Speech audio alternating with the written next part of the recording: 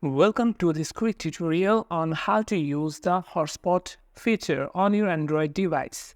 In just a few simple steps, you will be able to share your mobile data with other devices. First, swipe down from the top of your screen to access the Quick Settings panel.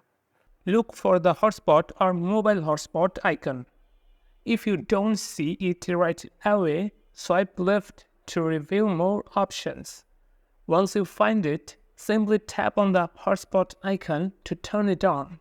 This will enable your device to share its mobile data. For more options, go to your settings by tapping the gear icon.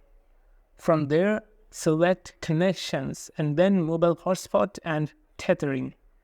Tap on Mobile Hotspot to configure your hotspot settings. Here you can change the name of your hotspot, set a password, and see which devices are connected. To customize your hotspot, tap on the name and password fields, then enter your preferred details. Make sure your password is secure to protect your data.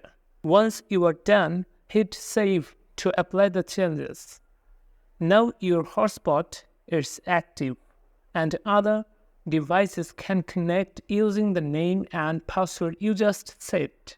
When you are finished using the hotspot, swipe down from the top again and tap the hotspot icon to turn it off. And that's it.